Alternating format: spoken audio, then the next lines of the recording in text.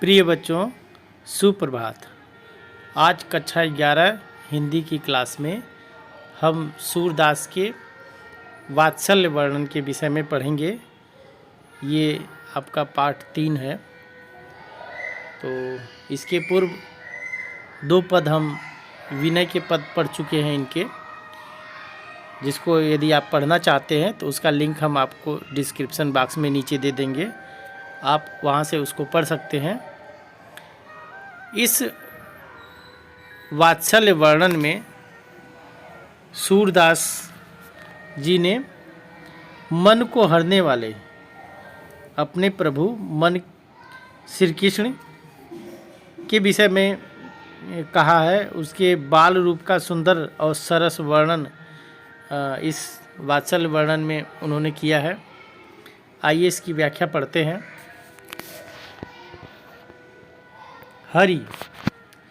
हरि जूं की बाल छवि कहो बरनी। हरि जूं की बाल छवि, बालक माने बालक, हरि माने कृष्ण,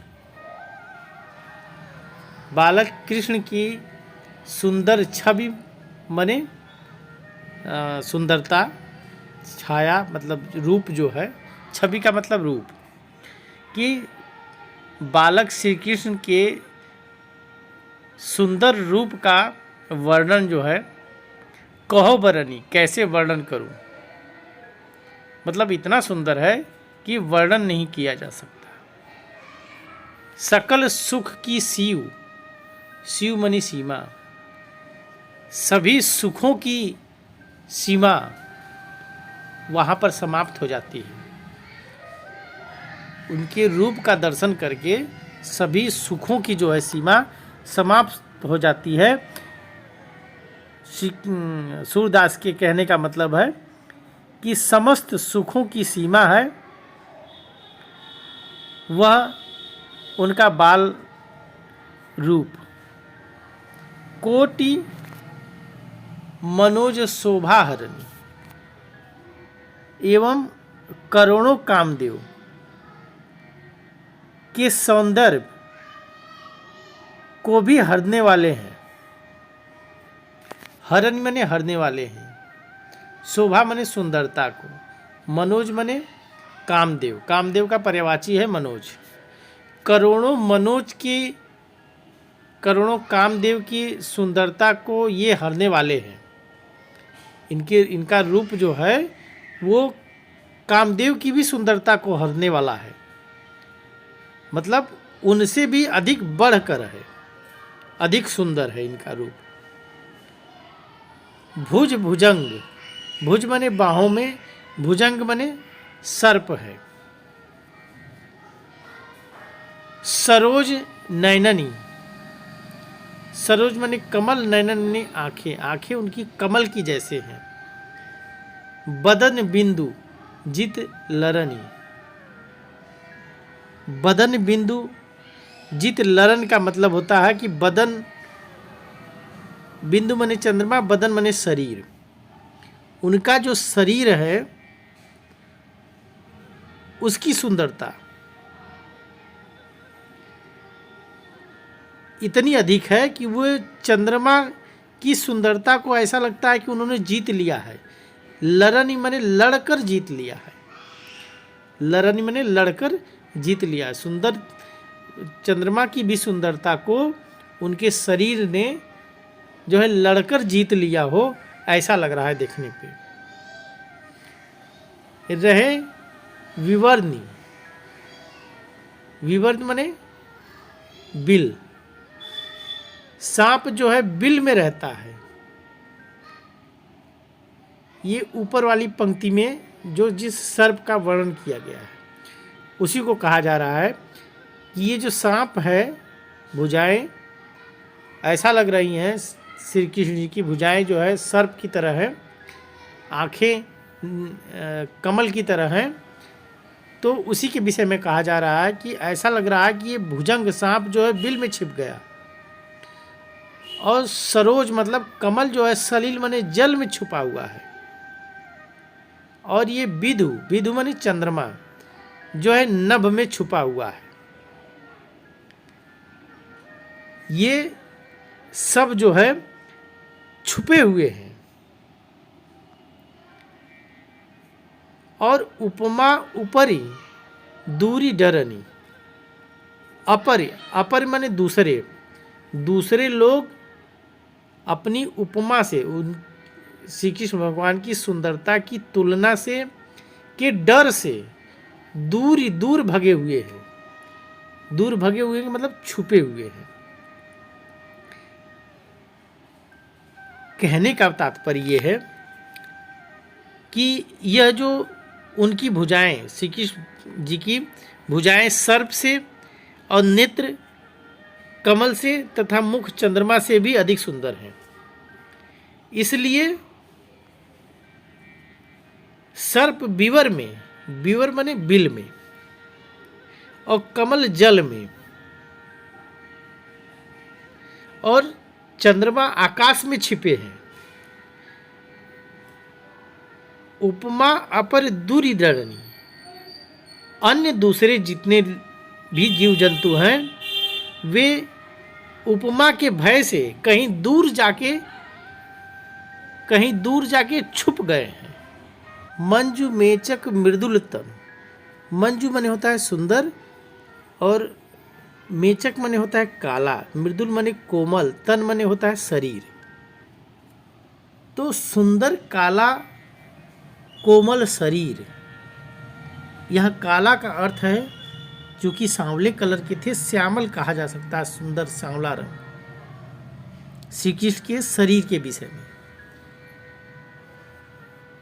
अनुरत भूषण भरणी, भूषण माने होता है आभूषण, भरण माने पहने हुए हैं, अनुहर। तो इसका मतलब ये हुआ कि भगवान श्री कृष्ण के शरीर को देखकर उनके सुंदर कोमल और सांवले रंग के शरीर को देखकर जो अपने अनुरूप, अनुहर माने अनुरूप, जो अपने अनुरूप सुंदर आभूषणों से सुशोभित है। आभूषण, भूषण माने आभूषण, भरण माने सुशोभित है। उनके शरीर की तुलना,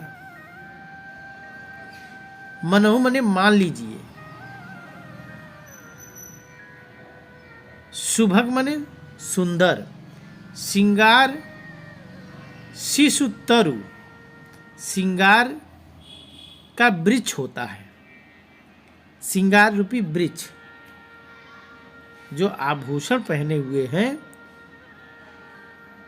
उनको देखकर उनकी सुंदरता ऐसी सुशोभित हो रही है कि श्रृंगार का वृक्ष, तरु माने होता है वृक्ष, श्रृंगार माने श्रृंगार शिशु, छोटा वृक्ष।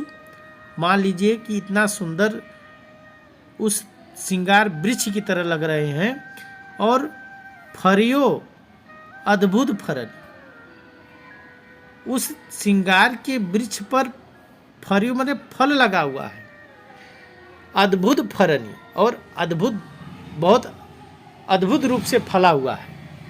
श्रृंगार का वृक्ष अद्भुत रूप से फला हुआ है। ये जो फल हैं ये आभूषण की तरह लग रहे हैं। ये सारी जो आभूषण हैं उनके शरीर पर वो फल की तरह लग रहे हैं, और अद्भुत फल की तरह लगे हुए हैं। अर्थात कहने का मतलब कि मानिए कि भगवान श्री कृष्ण का शरीर जो है सुंदर श्रृंगार के वृक्ष के समान है, और उस शरीर में जो आभूषण लगे हुए हैं वो अद्भुत श्रृंगार के वृक्ष के फल के समान है। और चलत पद प्रतिबिंब मणि आंगन घुटुरवन करन, अब जब चलते हैं श्री कृष्ण भगवान, चलत प्रतिबिंब, बालक कृष्ण जब मणिमय, मणियों से जड़ा हुआ आंगन में घुटनों के बल चलते हैं, घुटुरवन माने घुटनों के बल, करण में चलते हैं।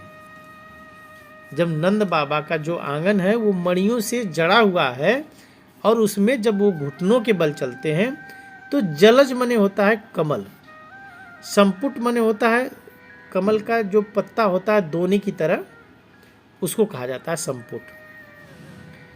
तो कमल के पत्ते के दोने में सुभग छवि, सुंदर छवि कृष्ण की भरी हुई है।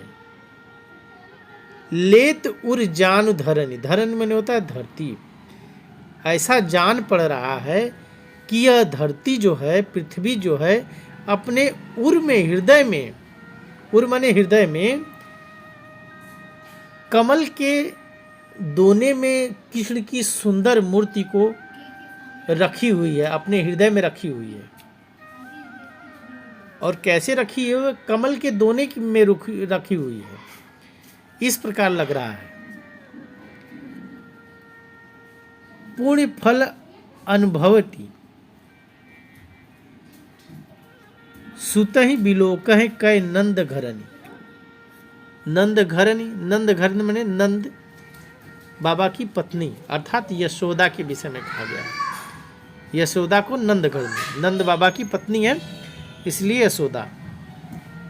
यशोदा बिलोकत, बिलोकी, बिलोकी माने देखती हैं, सुतहि माने अपने बालक कृष्ण को देखती हैं, अपने बालक कृष्ण को देखती हैं और अनुभव करती हैं, अनुभवती, अनुभव करती हैं अपने पूर्ण फलों का, कि मैंने कभी पूर्ण फल किए थे, अच्छे कर्म किए थे, जिसका फल मुझको यह पुत्र के रूप में प्राप्त हुआ है। मतलब नंद की पत्नी यशोदा अपने पुत्र श्री कृष्ण की सुंदरता को देखकर यह अनुभव करती हैं कि उनके पुण्य के फल स्वरूप, पुण्य के फल स्वरूप ही ऐसा बालक उन्हें मिला है। सूर प्रभु की उर बसी किलकनी ललित लरखनी। किलकत माने किलकारी, लरखनी माने लड़खड़ाना, कृष्ण का लड़खड़ा के चलना। ललित माने सुंदर, सुंदर जो लड़खड़ा के चलते हैं वो बड़ा सुंदर लगता है।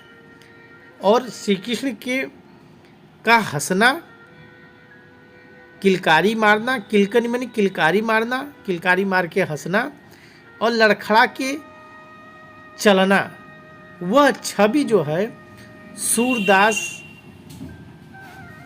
के हृदय में, उर माने हृदय में बसी हुई है, अपने प्रभु की छवि। कहने का मतलब कि सूरदास के हृदय में कृष्ण की मोहक ये जो किलकारी है और उनका लड़खड़ा के चलना बसा हुआ है। ये आपका पूरा अर्थ हुआ इस वात्सल्य के पद का। काव्य सौंदर्य के दो पक्ष, भाव पक्ष और कला पक्ष। तो आप भाव पक्ष में बाल कृष्ण सूरदास के इष्ट एवं आराध्य देव थे। उन्होंने प्रस्तुत पद में उनकी शोभा को अपने हृदय में धारण करने के भावों को अभिव्यक्त किया है। और रस क्या है? वात्सल्य रस है, पुत्रवत, पुत्र का भाव वात्सल्य होता है। कला पक्ष क्या है? भाषा इनकी ब्रज भाषा है, छंद गेय है जिसको गाए जा सकते हैं गीतों के रूप में, और गुण जो है माधुर्य है। शैली इनकी मुक्तक है, हर एक पद अपने में अर्थ स्वतंत्र रखता है। और इसमें अलंकार देखेंगे तो आपको उत्प्रेक्षा मिलेगा। अलंकार जहाँ मनहु जनहु प्रयोग हुआ है, अनुप्रास अलंकार मिलेगा, और हेतु उत्प्रेक्षा प्रतीप अलंकार भी मिलेंगे आपको। इसमें शब्द शक्ति लक्षणा का प्रयोग किया है। अब आप इसको एग्जाम में कैसे लिखेंगे, आइए उसका रूप देखते हैं। उसका रूप क्या होगा? एग्ज़ाम में आप सबसे पहले संदर्भ लिखेंगे। संदर्भ में प्रस्तुत पद्यांश हमारी हिंदी पाठ्यपुस्तक में संकलित सूरदास द्वारा रचित बाल वात्सल्य शीर्षक से उद्धृत है या लिया गया है, आप लिख सकते हैं। फिर प्रसंग आप लिखेंगे, प्रस्तुत पद्यांश में कवि सूरदास के मन को हरने वाले श्री कृष्ण के बाल रूप का सुंदर एवं सरस वर्णन किया गया है। इसके बाद आप हेडिंग डालेंगे व्याख्या। व्याख्या में आप वही चीज़ बताएंगे जो अभी हमने व्याख्या करके आपको समझाया है, और यहाँ आपको लिखित रूप में आपके सामने इसलिए दे रहे हैं कि आप इसको लिख सकें सुंदर ढंग से। कैसे लिया जा सकता है, लिखा जा सकता है, आप इसको स्क्रीनशॉट लेके लिख सकते हैं। इसलिए हमने आपको लिख दिया, उसका दे दिया है इसका अर्थ। तो आप इसको देख लीजिए और लिख लेंगे। आशा करते हैं कि आपको समझ में आया होगा। इसके पहले पदों में जो भी हमने पढ़ाया क्लास में, उसमें व्याख्या लिख कर नहीं दिखाते थे, न प्रस्तुत करते थे आपके सामने। कुछ छात्रों की यह अपील थी कि लिखित रूप में हम कैसे लिखेंगे, समझने के लिए समझ में आ जाता है लेकिन लिख नहीं पाते हम, इसलिए ये चीज़ हमको लिख के आपको दिखाना पड़ रहा है। आप इसको यहाँ से लिख सकते हैं। आज की कक्षा में बस इतना ही। धन्यवाद।